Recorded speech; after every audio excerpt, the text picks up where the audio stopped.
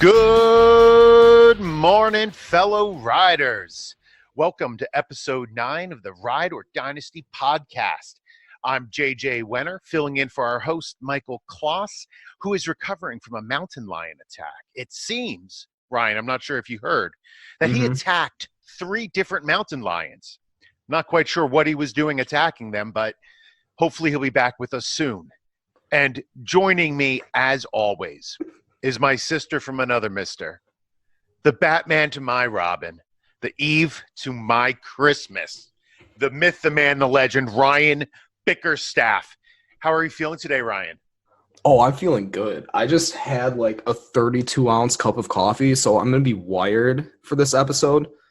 So yeah, and we're recording an entire 12 hours earlier than we normally are, so that's kind of a bonus too.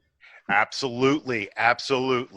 So, I'm excited, Ryan, that we're going to have a pretty good show today.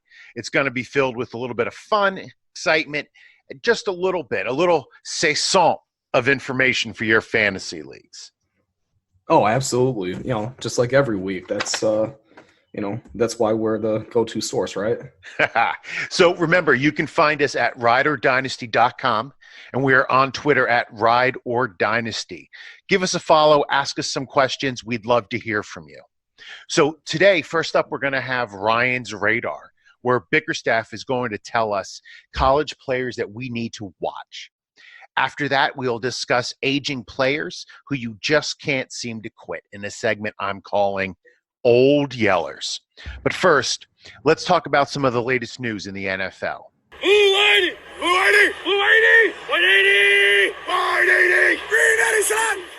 So Carson Wentz signs a 4-year, $128 million contract. The main number is $107 million is reportedly guaranteed. Ryan, what do you think this does for the Eagles? I like this signing for the Eagles. This means that they've locked down their franchise quarterback for the next 4 years.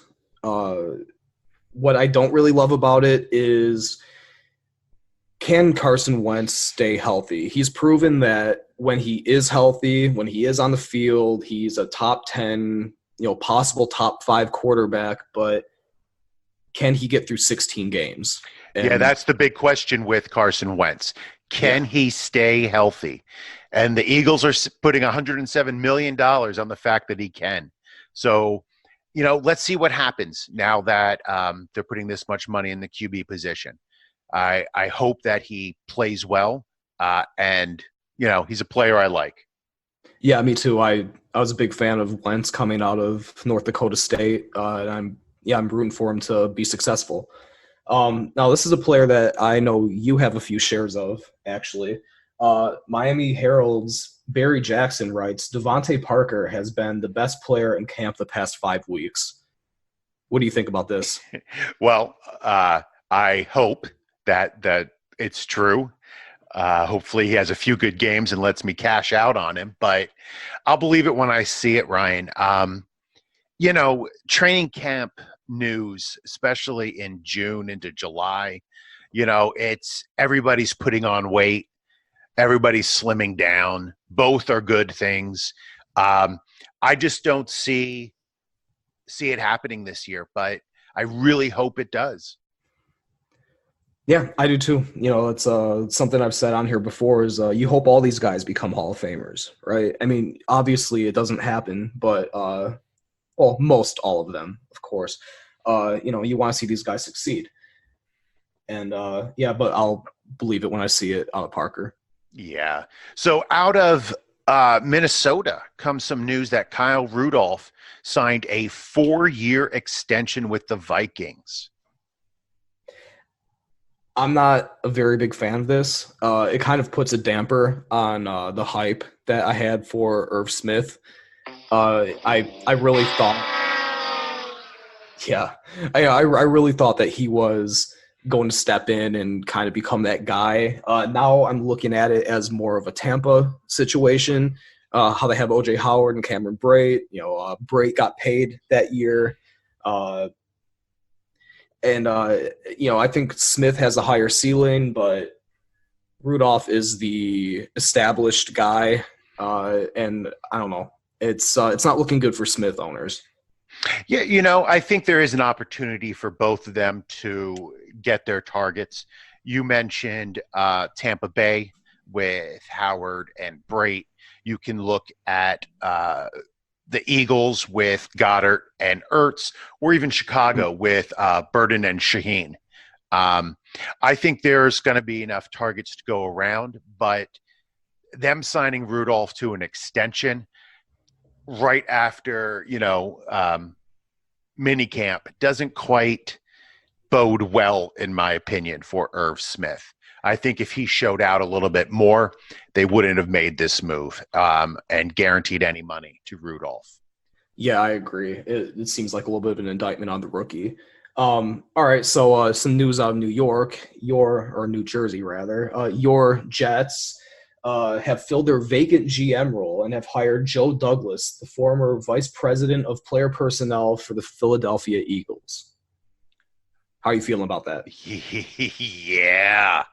I'm feeling really, really good about this. First of all, the dude is jacked. I've never seen a GM who's as big as this guy. So hopefully he's not on steroids. But after Gase's initial press conference, I think everybody in New York is on some sort of drug. But I love the move. Seriously, I'm excited to see what he can do for Darnold after seeing how he worked around Carson Wentz and built a solid team. And of course, Douglas worked for the Ravens prior to the Eagles for 15 years, working under Ozzie Newsome. If he can replicate 75% of what Ozzie was able to do, and I mean, hell, as a Jets fan, if he can do 50% of what Ozzie was able to do, I'll be ecstatic considering our past history of GM flops. Oh yeah, I definitely agree. Ozzie Newsome is he's the gold standard of GMs, I think, or at least up there. So to learn from a guy like that for so long, and then to come from an organization like the Philadelphia Eagles, who have had one of the strongest rosters in the NFL for the past 3 to 4 years, I think this guy is coming from a good place. And it looks like if the Jets are having any injuries, this guy could probably step in and be like a linebacker. So all around good hire for the Jets. Awesome. I like hearing that from somebody besides my own mouth. But that was our NFL news for today, and I am so excited to go into our next segment. Now, we have a segment that we like to call Bix Picks, where Ryan lets us know who are going to be the winners and losers in the upcoming week. So let me introduce you to its cousin, Ryan's Radar. Ryan loves college football. So can you give us a little bit of an overview of what you are doing with your segment? All right. So this segment it kind of goes hand in hand with this project that I'm working on right now. It's the word I'm looking for, like a digital magazine. And part of it is that I'm scouting college players. I'm putting together top 15s of all fantasy relevant positions. Also going to be included in this project. I'm doing redraft rankings. There's going to be articles in there. I'm doing win-loss predictions for all 32 teams, and much more. It's going to be, so keep an eye out for that. That's going to be like a later summer kind of thing, aiming for like this middle of preseason, like right around the start of the college season. I'll buy it. How much is it? It's free, actually. Oh, that's my price. Perfect. It'll be free for download from the website. We'll be tweeting links for it. But this segment here is I'm just going to go through one player for each position: quarterback, running back, receiver, tight end, and just give you a name of a college player to keep an eye on, or to even target in your Devy leagues. Awesome. So kick us off with the QB. All right. I'm gonna kick it off with KJ Costello, the quarterback for Stanford. He's a senior this year. He has all the tools to be a first-round quarterback. He's 6'5", 215. I'd imagine he'll put on some weight to play in the NFL. His frame can handle it. He throws a good ball. He can gun it in. He throws with good touch when it's needed. He's accurate. He had a lot of drops last year. His receivers dropped a lot of balls, and I think his 65.1 completion percentage would have actually been better had he not had all those drops. He's going into his third year as a QB starter at a school known for producing NFL-level talent. It's Stanford. What you're getting a highly intelligent, athletic player with all of the tools you want in a quarterback. He's led a winning team 2 years in a row, coming from a pro-style offense. He takes a lot of snaps from under center. And now, all right, I'll level with you here. Costello's one of those names that's I feel like it's kind of on the fringe of being a top-end prospect or there are some times where I see him on film and it's like, that's a first-round player. And then there are other times where I'm like, that's a backup move. So I think that I think he tends to make bad decisions under pressure, especially. Good coaching can help fix that. He's lost a lot of talent on the offense, Stanford in general. Bryce Love isn't there anymore. Neither is J.J. Arcega-Whiteside or Caden Smith. They're all NFL players now. And Costello is now the guy on that entire Stanford team. So if he can step into this role and not just thrive in it, but improve, get even better, that will signal to me that, yes, he is a surefire first-round pick. So, yeah, keep KJ Costello's name in the back of your head. Do not be surprised to see it come up a lot during the offseason. So is he coming out next year? Yes, unless he tears his ACL week 1 and red shirts, of course. Okay. So where would you have him ranked? Like, who else is coming out next year? Tua, Jake Fromm? Tua Tagovailoa, Jake Fromm, Justin Herbert. Those guys are all draft eligible. I want to say Jordan Love from Utah State. That's another name to keep an eye on. Smaller program, but he's a very, very good quarterback. And so you think all of these guys are going to go in the first round? Tua, Fromm, I think Fromm can be a first-round pick, and Herbert for sure. And I think Costello could put his name in that conversation. Okay. So where do you rank him among those guys? He's sitting at my quarterback 5 right now. Okay. So I still have some work to do on these rankings, but as of today, June 11th, he is my quarterback 5 in college. Okay. So who do you have at running back for me to watch? All right. This is a name that I feel like a lot of people are familiar with, but DeAndre Swift. He's from Georgia. He's a junior. This is a special player. I feel like a lot of the fantasy community is higher on Travis Etienne and Jonathan Taylor. You're wrong. DeAndre Swift is a future All-Pro. He is a top 5 talent in next year's draft class, in my eyes. He's just a complete package. He's so fast. He makes the first man miss. Like, he never goes down on first contact. He runs with power. He's not afraid of contact. He will lower his shoulder and just plow into a guy to send a message. He's a very good receiver too. This is a guy that, he can get you 75 catches in the NFL or more.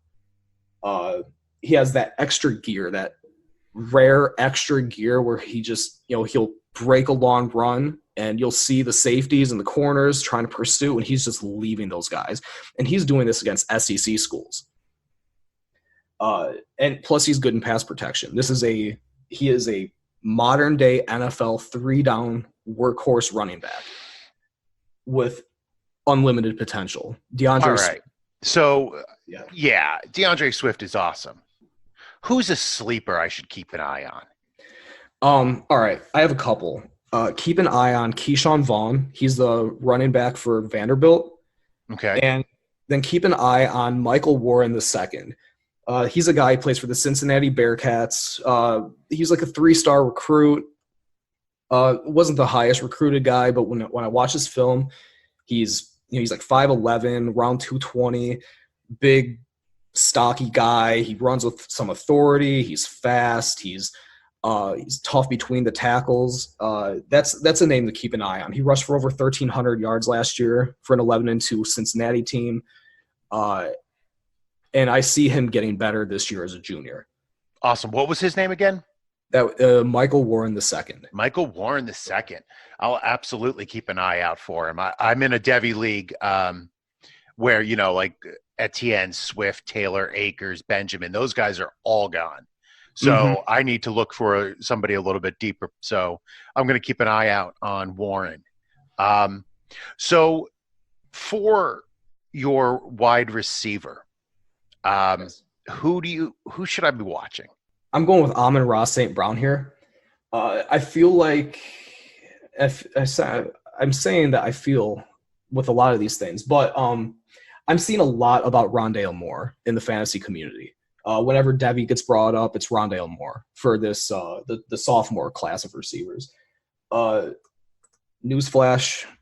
the sophomore class of receivers is very strong. It's not just Rondale Moore. And I think Amon-Ra St. Brown has the potential to be the best of that class. That includes not just Moore, but Justin Ross from Clemson, Jalen Waddle from Alabama. St. Brown was the 11th overall ranked prospect in the 2018 recruiting class. He was the number 2 receiver in the nation. As a true freshman, while catching passes from another true freshman quarterback, in JT Daniels, who I also believe has first-round potential. He caught 60 passes for 750 yards. That's not too bad for a freshman playing with a true freshman quarterback. He was dominant against Texas. He had 9 receptions for 167 yards, and then 10 receptions for 94 yards against a Notre Dame team that we all know went to the playoffs. So, I mean, this is at 19 years old, he's putting up like big boy numbers against, those big time schools like that. For being only 19, he runs great routes. He has great hands. I can't find a weakness in the guy's game. I just can't. His athleticism just stands out on film. He's a flashy athlete too. Like he's like an OBJ for the next generation. Okay, so I read an article about this family. Mm-hmm. There's 3 kids. They're all multilingual. They're all great students. They're all great athletes. But, they're kind of like the Ball family of the NFL now, right? They have that over-domineering dad who is just pushing them to all be professional athletes. Do you think that's going to be an issue? Honestly, no, not really. I mean, I kind of look at Kyler Murray in the same light, like with his dad. He ended up going number 1 overall. I don't think it's that much of a distraction. Okay. To be honest, I think talent kind of it speaks for itself.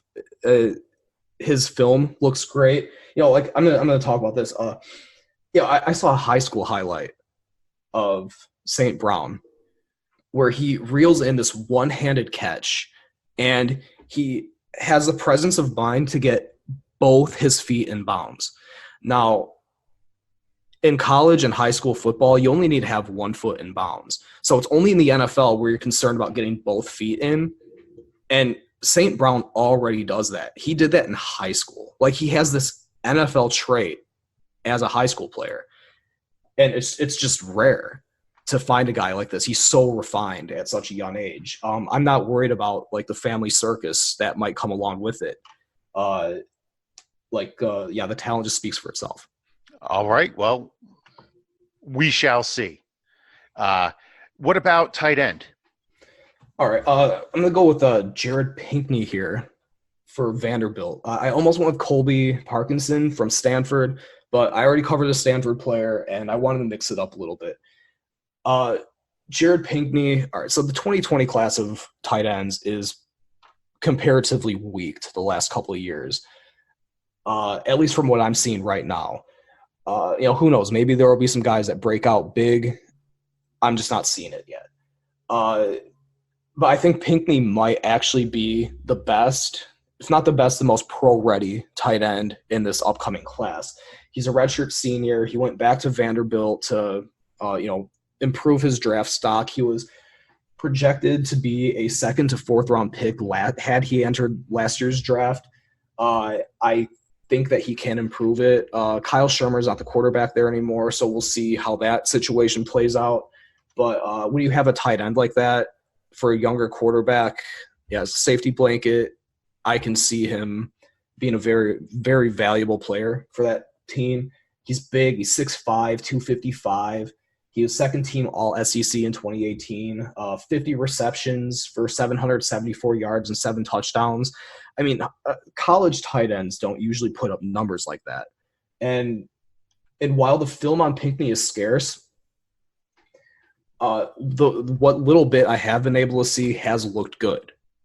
He's not the fastest guy in the field, but he's fast enough. He finds those like soft spots in the defense. He has really good hands. Plus, he's a load to bring down after the catch. Like, he doesn't want to go down. I watched like the one of the games I reviewed was the Vanderbilt Notre Dame game, which Vandy really gave the Irish a run for their money in that game.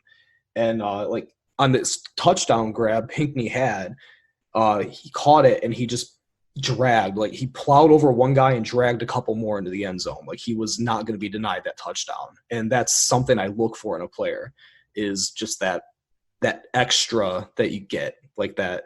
Yeah, you know what? I want this touchdown. I'm going to go get it. Like, that's a hungry player. That's somebody I want on my team. Yeah. All right. Think Pinkney is a very good. I think he'll be one of the top 2 tight end options next year in rookie drafts.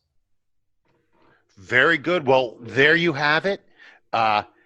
Ryan, with some players for us to keep an eye on. So Ryan and I are going to be discussing some players that are probably bound to die on your roster and what you can possibly do with them. So this week on Old Yellers. You mean you really want that thieving old yeller dog? I sure do. Well, then maybe we can do some swapping. Larry Fitzgerald. Now, Larry is currently being ranked as a low-end wide receiver 3 in most redraft rankings. But in Dynasty, his average rank is about 67. I would like to think that this is his last year, but I've been hearing that for the past 3 seasons. I'm not sure what to do with him. I was able to get rid of one share 3 years ago, like I said, when I thought he was over.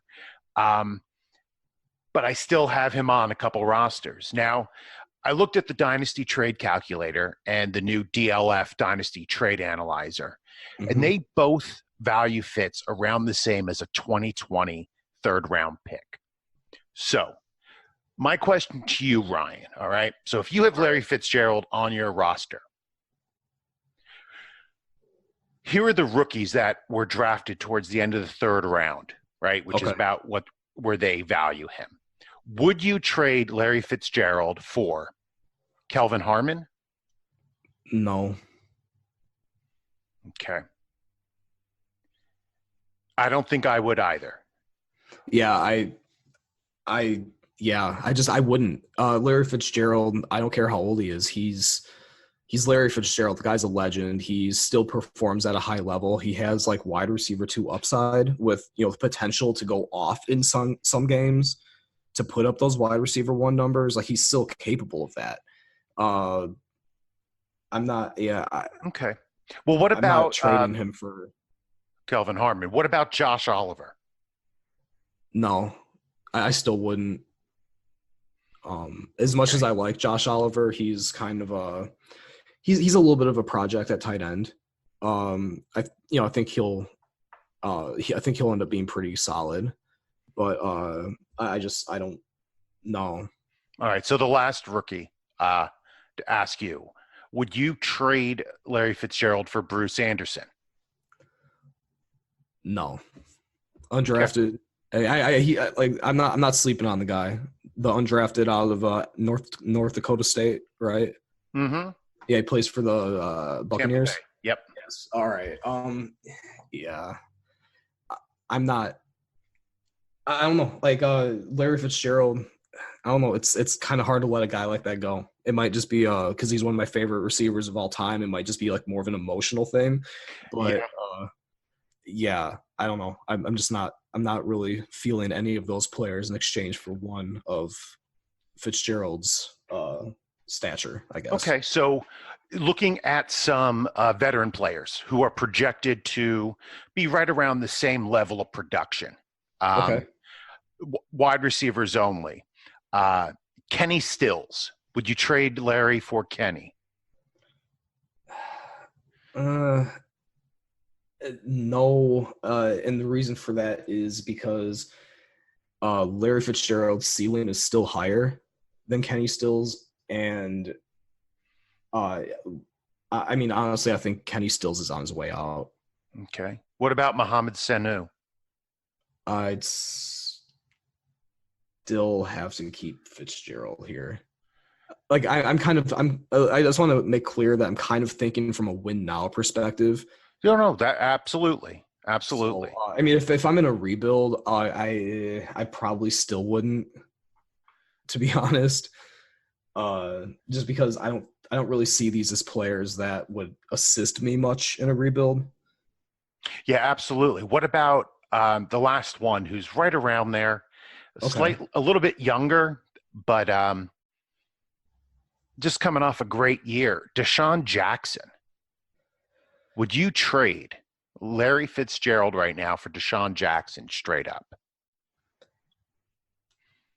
That's an interesting one. Because I could actually see them both kind of being able to have similar type numbers they put up. Something else is both of those receiving cores are pretty. What's the word I'm looking for? Crowded. Okay. Well, in Arizona, you have Fitzgerald, who I believe is going to be Kyler Murray's safety blanket this year, which could just he could see he could have 1,000-yard season again this year as Kyler's safety blanket. But then also in Arizona, you have Hakeem Butler and Andy Isabella. And then David Johnson's a great receiver in his own right. And then you go to Philly, and you have whoa! You forgot Christian Kirk. And wow, how did I do that? Yeah, Christian Kirk. Wow, the guy lining up across from Fitzgerald. Right. Yeah, I mean, so yeah, like you have 5 just solid. I mean, so like, and then you do the same thing in Philly, and you have Alshon Jeffrey and J.J. Arcega-Whiteside and Nelson Aguilar and Zach Ertz and Dallas Goedert, and then Deshaun Jackson. And I don't know, I could see Jackson getting more lost in the Philly shuffle than Fitzgerald getting lost in the Arizona kind of receiving core. So that would be a little bit more tempting for me, but I'd still probably lean Fitzgerald over Jackson. All right, so we're gonna have to Old Yeller him then, right? He's on the team until he's done. That's Old Yeller. It's you got to. If you're getting rid of Larry Fitzgerald, you better be getting better value than that. Yeah, I'm kind of in the same spot. I like Kelvin Harmon. I think he might turn into something. Same with Josh Oliver, but God, I'm having a hard time letting Larry Fitzgerald go. So what about you? You said you were going to come up with one of these for me. Actually, JJ, yes, I did.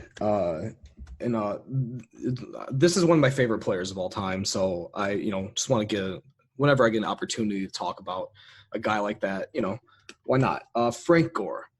He's been around forever. He's going into his 15th season. This is how old Frank Gore is, all right? His son, Frank Jr., just recently committed to Florida Atlantic. So That's old.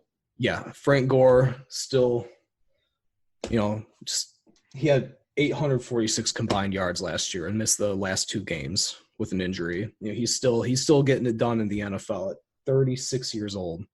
It's amazing. It's just absolutely incredible. There hasn't been anyone like him, and probably will never be again. So he's found himself in Buffalo. It's a little bit of a crowded backfield. Arguably a better offensive line than he had in Miami last year. And he's actually being valued by the Dynasty trade calculator for a late 4th round value. Okay, late 4th round. All right. So, in the late 4th round, we're looking at players like, all right, would you trade Frank Gore for Gary Jennings, the rookie receiver out of West Virginia? Yeah, in Seattle right now? Yeah, absolutely. You would? Okay. I would take Gary Jennings, yeah. All right. How about Alexander Madison, the running back out of Boise State? Alexander Madison. Absolutely. I love Alexander Madison. Okay. So, all right, yeah, and it's looking like Frank Gore, and it might just be the nature of the running back position. It's looking like it's a little bit easier to let him go than Larry Fitzgerald. How about an undrafted rookie, James Williams out of Washington State? Man, I don't want to do Frank like this, but bye Frank. I'll be honest with you. In a redraft league, I'm not drafting Frank Gore. Okay. So if I have him on my roster, I'm coming up on cuts for some of my teams where I have to trim down. He would definitely be among my cuts. No kidding. Let me hold on. So Frank Gore. How about in a best ball league? What would you do with Frank Gore? Because he's capable of popping off for 100 yards at any time. So I built this little roster tool. I think I showed it to you. Mm-hmm. And yesterday I went through and I took all the different rankings from all the different sites and I put them in and I sort of bubbled them up onto my rosters to see what the average ranking is. Mm-hmm. Frank Gore is currently ranked as the 96th running back in Dynasty. 96. I can see it. That's doesn't surprise me. Unless you're a rookie, if you're over 60, I'm not really looking at you unless in super deep leagues or 16-team leagues. But mm-hmm. Yeah, I wouldn't pick him up in a best ball. Wow. All right.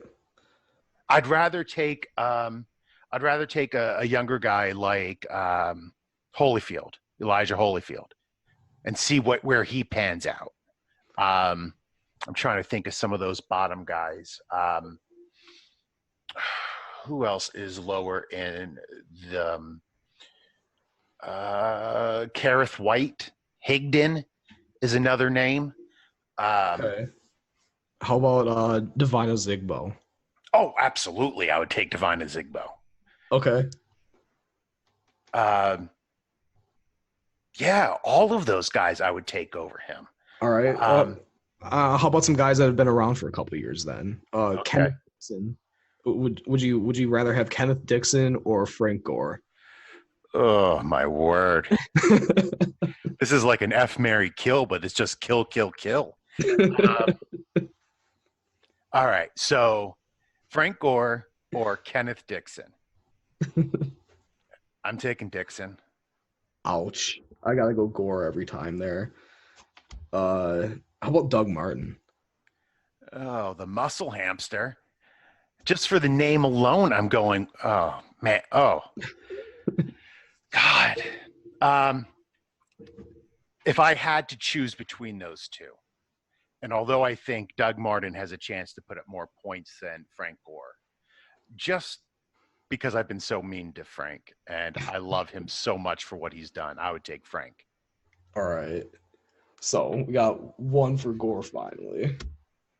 It's And that's all right. that's And, just an homage. That's me just that's just paying an homage honor to Frank Gore. Did you have any other guys you want to insult Frank Gore with by offering?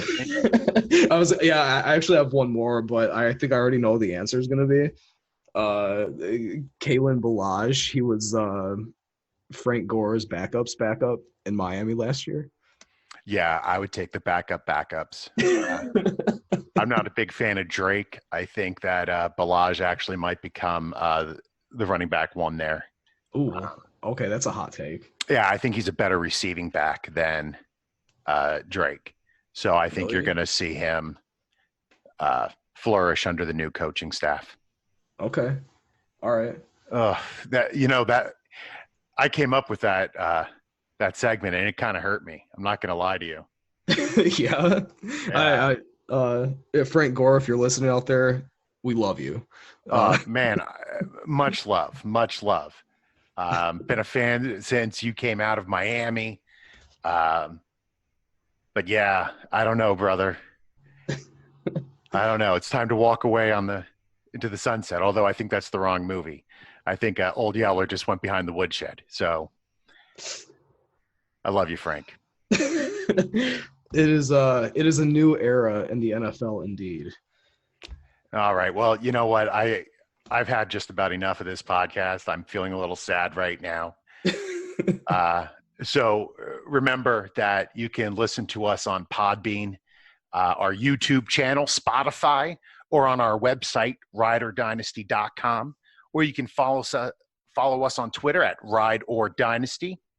So please go to iTunes, subscribe, download our episodes, give us a review on iTunes. And until next time, boat drinks. Catch you on the flip side.